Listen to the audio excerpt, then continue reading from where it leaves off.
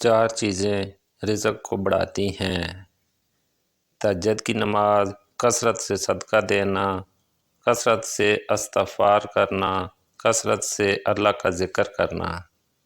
چار چیزیں عقل کو بڑھاتی ہیں: فضول کلام ترک کرنا، مسواک کرنا، صالحین کی مجلس میں بیٹھنا، علماء کرام کی صحبت اختیار کرنا۔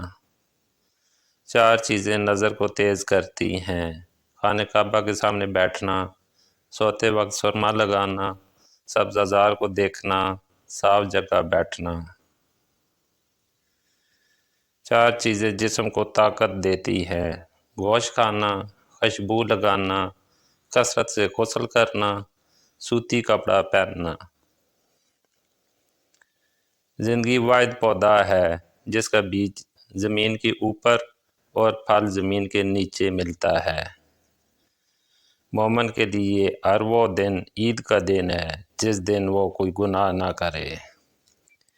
کسی کے ساتھ غلط کر کے اپنی باری کا انتظار ضرور کرنا۔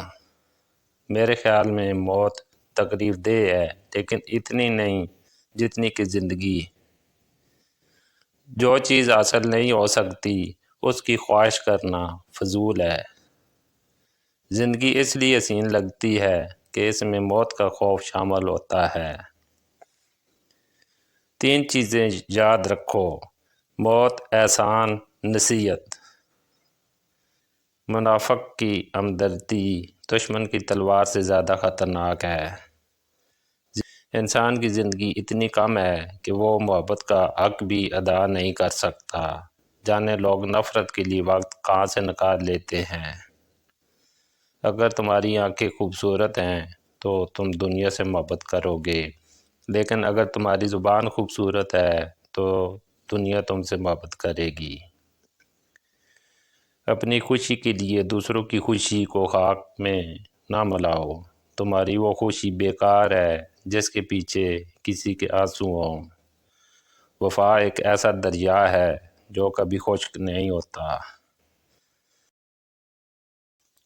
جب اپنے ہی پرندے کسی اور کے دانے کے عادی ہو جائیں تو انہیں آزاد کر دینا چاہیے۔ کبھی اپنی زبان سے کسی کی عیب بیان نہ کرو، کیونکہ عیب تم میں بھی ہیں اور زبان لوگوں کی بھی ہے۔ اس غریبی سے پناہ مانگو جو مایوس کر دیتی ہے، اور اس مال سے پناہ مانگو جو مغرور کر دیتا ہے۔ غموں کی راہ پر بڑے سکون سے چلو، کیونکہ یہ راہ اللہ کے قریب کر دیتی ہے۔ کسی کو خود مت چھوڑیں، جو جانا چاہے تو مت روکیں، جو پلٹ آئے اس کے لیے دروازہ کھلا رکھیں۔ یہ خدا کی صفت ہے۔ نیک لوگوں کی صحبت سے ہمیشہ بھلائی ملتی ہے، کیونکہ ہوا پھولوں سے گزرتی ہے تو وہ بھی خوشبودار ہو جاتی ہے۔ امید آدھی زندگی ہے اور مایوسی آدھی موت ہے۔ جن رشتوں کی بنیاد میں جھوٹ کی ملاوٹ ہو، وہ ایک سچ پر یوں زمین بوس ہوتے ہیں کہ پھر بہت سے سچ مل کر بھی ان کی دوبارہ تعمیر نہیں کر سکتے۔